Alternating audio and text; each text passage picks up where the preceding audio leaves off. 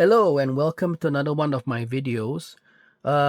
This one is special because it's actually a follow-up to an earlier video that I did. And some of you may have seen it. It's a video on the Matchbox Spitfire Mark 16 Mark 9. Full details can be found in that video, so go have a look. But in gist, what it is that this is a kit which allows you to build either a Spitfire Mark 16 or a Spitfire Mark 9. And again, those of you who are familiar with these two marks will know that there's a considerable amount of work that needs to be done to convert a Mark 9 to a Mark LF16. So anyway, have a look at that video. What I was going to do in this video is to show you the earlier boxings which I mentioned in that video. In that earlier video, I had mentioned that I had built the Matchbox Mark 9 in its earlier guise, and this is it. This is the earlier boxing of the Spitfire Mark 9, and I have two of them. Okay, and there's another reason why I'm going to show you two of them. So let me put this one aside first and show you this. This is the original Spitfire Mark 9 kit from Matchbox. Only Mark 9. You can't do a Mark LF16 from this. And 72 scale. And this was the nice box art that I was referring to. Very, very evocative, right? You've got a Focke-Wulf coming down, attacking, after this Spitfire has shot down that Ju-88. And then it even gives you that information, right? It says, Spitfire number 124 squadron takes evasive action after attacking a German Ju-88 over the French coast. Very nice. Okay, so this is the actual boxing which I built way back in 1974-75. And this is actually kit number PK2, which means it's number 2 in the series of plastic models which Matchbox got into when it launched the range. So this is PK2. This is one side of the box. You see the usual stuff, right? They advertise all the other products that they have. Of all of these four, I've not built any one of them, actually. The only one I built was a Spitfire. And of course, a couple of other Matchbox kits. On the other side of the box, you have a representation of the kit as built with all its glory, using the plastic, two-color plastic thing which Matchbox launched, right, and sold. Some people call it the gimmick, but other people thought it was quite cool. Anyway, it's a two-color kit, as it says here. So there were two types of plastic used, two types of colored plastic used. Okay, and that was Matchbox telling you, well, this is what it will look like if you build it and you mark it, but we don't paint it. But what marked off Matchbox kits, of course, was that little thing down there. The window through which you could see the parts inside the box without having to open it, made of cellophane. And then the markings options on the back, which is a very nice touch. Ethics never had them. Frog had them. And then Matchbox had this. And this little innovation here, which was the little window. For all of us who are familiar with this, I'm quite sure this brings back memories. Looking through that plastic and seeing what it was that was waiting for us inside that box. And at least you can also see the quality of the moldings and that sort of thing. Okay, so that is PK2, the original Spitfire Mark 9 boxing from Matchbox, and this was the one I actually built all those years ago. Which brings me to this one. It's the exact same box art, the one which I always thought was really nice compared to that. And well, this one has £2.75 marked on it. I can't remember where I picked this one up from. It could well be from one of those air shows that I went to. Same thing, you have the same lineup of kits showed off here. It still has the same number, PK2. And then on the side here, slight change now. You see a side profile view and then a plan view of the finished model. Again, in the same green and brown plastic, 2 colors, and what it would look like with all the markings applied. Okay. The difference between this boxing and this boxing, of course, is that there's no more window. Matchbox did away with the window, but you still have the 2 markings options that were available for the Spitfire Mark IX. I did mention in my earlier video as well that you either could build the pointy one, which is a slightly bigger rudder shape. I think this was introduced with the Mark VIII. And then the rounded one, which is the more standard Supermarine rudder. Okay. I think one of my viewers actually said that this would have been a nice basis for a Mark VIII. Possibly, except that of course you've got to think about how to depict the change in panel lines here, because the Mark VIII had fuel tanks that were mounted along the front of the wings, just behind the leading edge. But that's all very academic now, of course. So anyway, so this is the same boxing as this, but a different box, if you know what I mean. Now this is the one I'm going to pop open. Okay, so it's different because it's a lid and tray. Slight damage there. I've got to go and fix that. A dab of glue won't hurt. Just to secure it. But surprisingly good shape, right? Not crushed or damaged or creased badly in any way, except for maybe a little bit here and there. But yeah, a bit stained. Right? And of course you have that Scotch tape bit down there. And another price tag down here. So I'm going to put that aside. So what do you get inside? You have, well, as they promised, right, a 2-color kit. And you have 2 sprues. One is the brown and one is the green. Then you have a stand, and this is the classic Matchbox stand with the M, right? And it has that ball and socket joint thing as well, which I think is also present on frog kits in their sky-based stand. Okay, but this one is in clear plastic. So this is more or less like a combination between the Airfix clear plastic one and the sky-based one with the little ball and socket joint to allow you to pose your aircraft in various positions. So I'll put that aside. Simple kit. Fuselage pieces, propeller, right? Main wheels, spinner, pilot figure, oil cooler intake, gun barrels. These are for the 20mm gun barrels, and exhausts. The exhausts. Apart from that, that's that sprue, and then you have this sprue, which provides to you the undercarriage legs. One there and another one there. The main wings. The main upper wings, and I suppose that's an example of the Matchbox deep trenches, right? But this was meant to depict the gun covers for the 20mm cannon for the Hispanos, and the bulges as well. And then you have raised panel lines here. Okay, and then main gear doors, the radiator housings below. That's an easy way of spotting a Mark IX, right? Both housings are exactly the same size. Tail planes, and then you have the lower wing. Okay, good.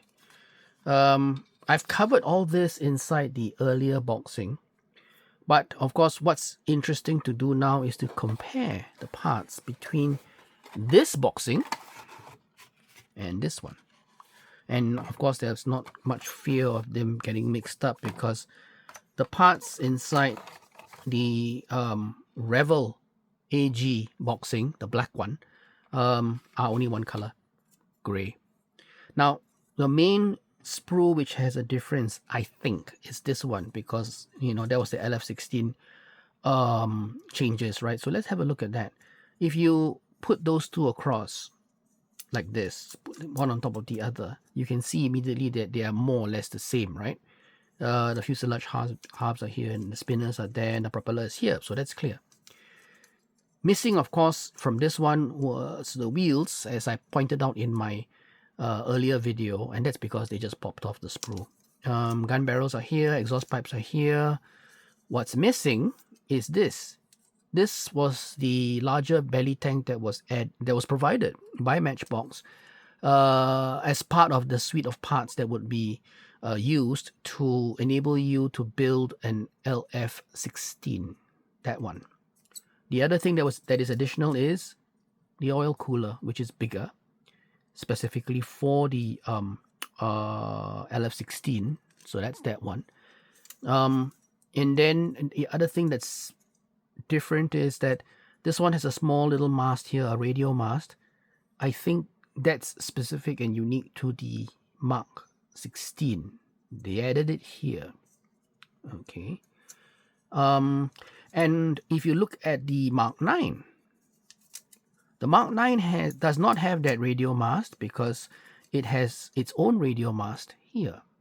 Okay, in the LF16 Mark 9 kit, the later one, this thing is actually a sprue. They turned that sprue into that, or rather they turned that into that. Okay, which means that this is probably no longer available. You can't find this anymore because they have changed that completely, unless this is a movable gate. I'm not sure, and I'm not sure why they would do it, but yeah, you are seeing a total change, I think, or at least a change, an irreversible change from the straight up Mark 9 kit from Matchbox to a Mark 16 stroke Mark 9 convertible kind of kit. Okay. Details all look about the same until you flip this over, and there you see the difference.